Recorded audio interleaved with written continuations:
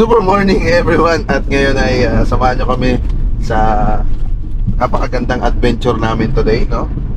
At kita nyo naman, napakaganda ng view dito. Yan. By the way, papunta tayo ng south. At yan, kita nyo naman, napakalapad na ng kalsada dito.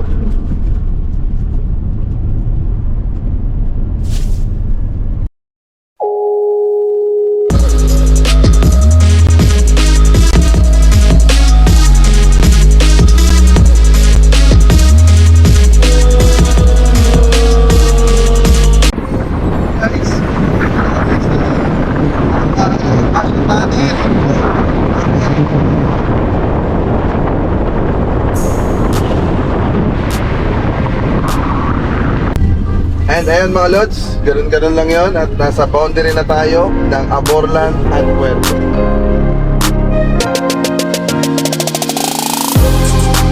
Ito na tayo finally sa Nara. Wala ba tayong ano dyan? Banner na palatandaan talagang nasa Nara na. Naghanap tayo. Finally nasa Nara na tayo. Ito, Jollibee Nara. Ayan, pakikita natin sa Nara konti.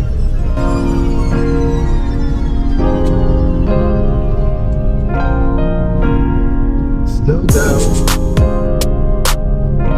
Ayan, syempre mayroon tayong Crispy King. Crispy King Nara. At tayo sa Nara. Welcome to Nara dito Popular na to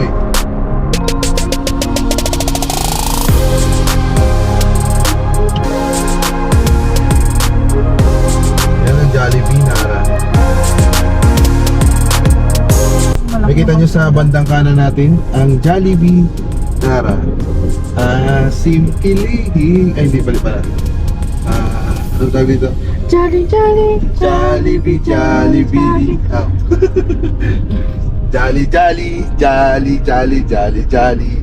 At dadaan lang muna tayo dito. Hindi ba tayo dito? Dahil medyo babagsak pa yung ulan. Baka mabasa tayo. No? So, diretso na tayo south. So, excited na ang lahat na makarating sa Quezon, Palawan. At syempre excited na rin ang ating kasama sa likuran, no? Yan, ang ating Reyna. Ma! Oy, Excited ka na? kabukiran. Siya yung nagmamayari ng Hacienda Estelita. Weh. Yan, parang trauma lang. Ashit Trauma na. lang natin talaga yan si Mama. Ashit na kada. So, yan. This is going to be a lot of fun, no, pagdating natin doon. And syempre, excited tayo dahil marami na naman tayo masishare. So, dadalay, takbo natin, no? Alalay lang mga doon.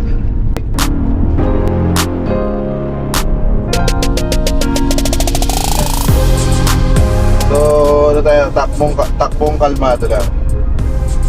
Yan. Paano yung takbong kalmado pa sa kulan? Yan, kalmado yan. 70, 80. At nakikita nyo sa kabandang kanan, talagang napakaganda ng kapulukan ng Nara. At medyo nananagpan siya na kaulapan dahil medyo makulimlim ngayon. Parang ulan. Kanina pa natin inaasahan. Wala pa rin. Yan. So, mamaya tuloy lang natin yung biyahe, no? So yun guys, kita nyo naman yung street lights ng Nara, no? Ayan, napakarami. At ang based dun sa mga nakita kong post sa Facebook o sa social media, ay napakaganda nito tuwing gabi. At ang kagandahan pa nun ay talagang energy efficient siya dahil solar, no? Galing sa solar power siya. Oh, yun napakaganda. So, mas maganda to tignan sa gabi, no, mga lodi. Mas maganda siya tignan sa gabi. Maliwanag. Talagang kitang-kita mo yung mga dumadaang kahit langgam. So yun mga lods, finally nandito na tayo sa may kanto na. So yun ang putol, no? Ayan, papasok na tayo ng Quezon ngayon, Quezon Palawan. Ayun na, nakadaan lang natin sa kanto ng Abo-Abo crossing pa tawag doon. Hindi naman siya cross eh. Basta yun, yung diversion.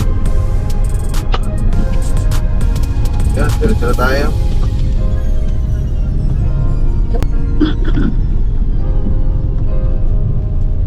At nga pala, medyo bumagsak na yung inaasahan nating ulan kanina pa. Finally, dito na. Ayan na, pinuhos na yung blessing sa atin. Ayan, diba? Talaga naman. Yun, diretso na tayo. At pagdating natin doon, maghanap ka agad tayo ng matutuloy natin. At sana marami pang bakante. So yun lang. Sa kalagitnaan ng isang napakagandang panahon, buhos talaga yung blessing eh. Napakalakas na ulan. Yan. Ay finally, nakarating na rin tayo dito sa Quezon, Palawan. Dito tayo sa anong lugar na to? Anong lugar na to, Master? House and lot for sale. Ang dami palang house and lot for sale dito. Ito ba? May mga palatandaan, mga landmarks na nasa Quezon, Palawan na tayo. Wala pa eh. Saunahan pa konti. Yan. Tatanda ko itong kalsada na to. Pinatumaan dyan. Kaso parang ginagawa na naman yung ayan, yung malaking ito, yung landmark. Ayan o, Quezon. Yun. Nangyari dun. Ayan. Quezon, welcome to Quezon. Yuhu! So yun guys, maghahanap na tayo ng ating tutuluyan for this night. Yan. Sa ating stay dito sa Quezon, dahil medyo masama yung panahon, ay tingin ko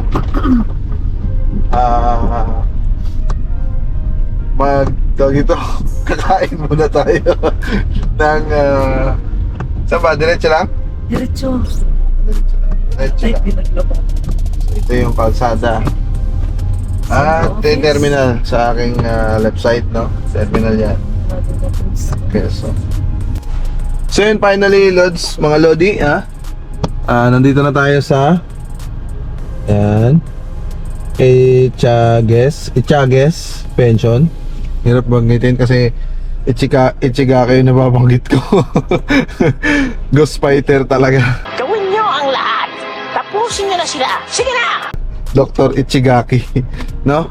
So yun, nandun na si Mama sa loob. At tayo ipapark na lang natin maayos sa sasakyan. So yun, dito. So yun, labas na tayo mga Lodi.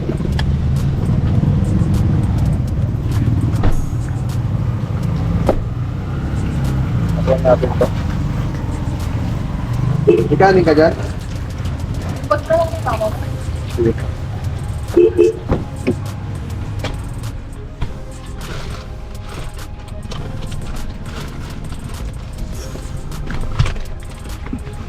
Napakabigat ng bag ni Mama, no?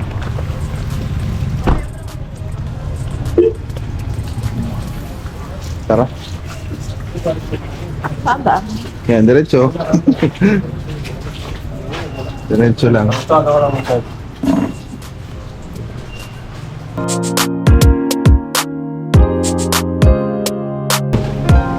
Wala ata ako nabigyan na lang.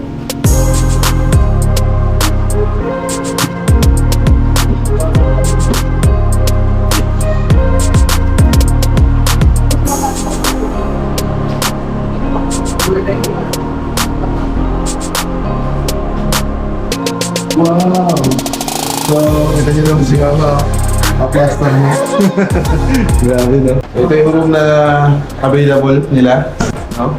So, yun lang tayo mag-aircon kasi sobrang, ano naman? Sobrang labig ng panahon dito ngayon. So, yan. For the meantime, magpapahinga muna tayo. At magre-recharge, no, ng mga gadgets, ng mga cellphone. At magre-recharge na rin tayo mismo. Yan.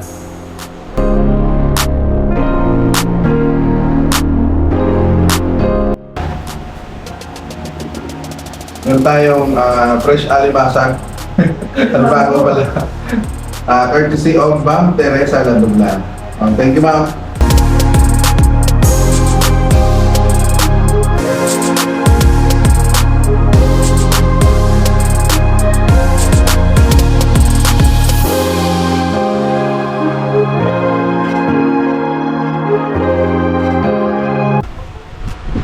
Kasi muna natin ito mga lobby para may paglalagyan tayo ng mga ano tawag dito?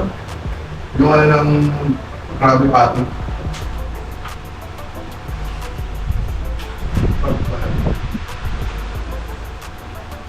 Mga kalubak. Ang kalubak na tayo? Sino mo na yung cellphone?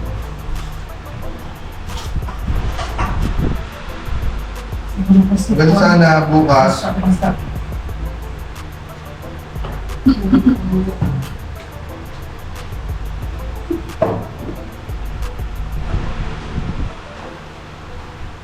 Alaan?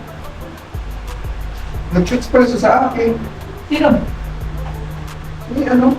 Ano ni Ping? Ano ba? Sir, good morning. Postpone siguro ang meeting natin. Siguro lang dito. Maraming putik dito.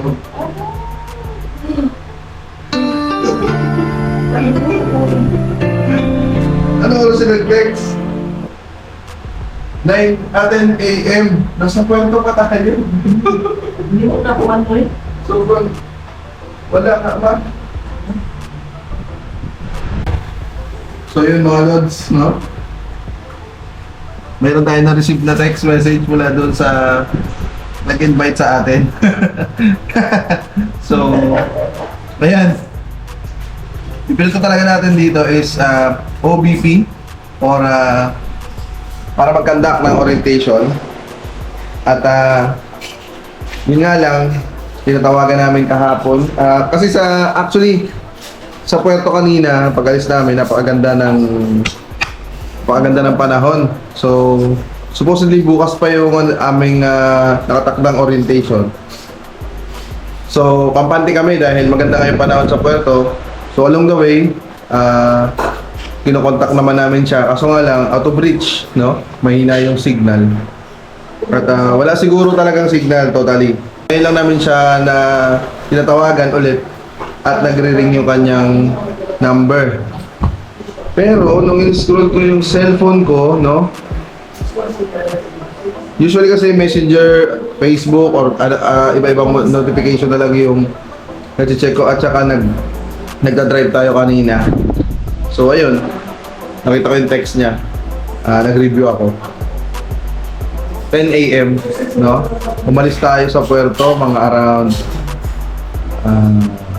siguro ng mga time na to nasa terminal tayo dahil marami pa kaming hinatiran na mga member din along the way. So may mga stopover tayo. So inabot tayo ng parating tayo dito ng Quezon ng mga around 4 p.m. na. Sobrang binubuhos na yung blessing. So ayun, siguro kahapon pa may nakausap din tayo kanina. Kahapon pa raw tuloy-tuloy yung ulan. So, ayun, siguro nag-decide siya ngayon kanina na huwag mo nang ituloy yung orientation. So, hindi natin napansin. Well, okay lang kasi meron naman tayong mga backup plans, no?